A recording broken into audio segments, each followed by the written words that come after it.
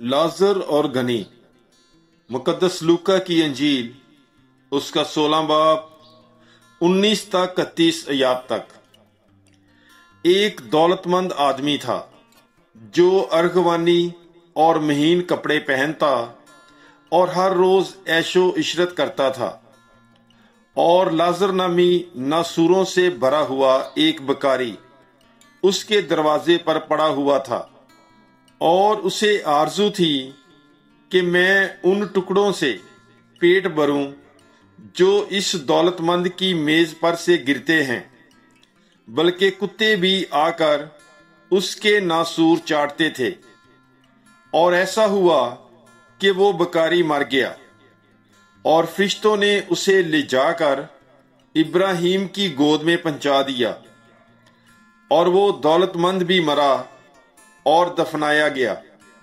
और जब उसने आलमे असफल के अजाब में मुब्तला होकर अपनी आंखें उठाईं तो दूर से इब्राहिम को देखा और लाजर को उसकी गोद में।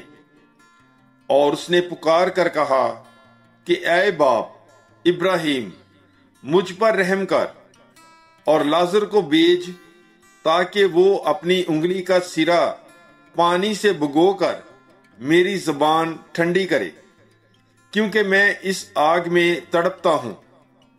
पर इब्राहिम ने कहा, बेटा, याद कर कि तू अपनी जिंदगी में अच्छी चीजें हासिल कर चुका, और उसी तरह लाजर बुरी चीजें।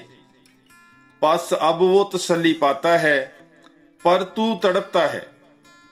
और इन सब बातों के अलावा हमारे तुम्हारे दरमियान एक बड़ा गड़ा हाइल है, ऐसा कि जो यहां से तुम्हारे पास जाना चाहें ना जा सकें, और ना वहां से यहां आ सकें।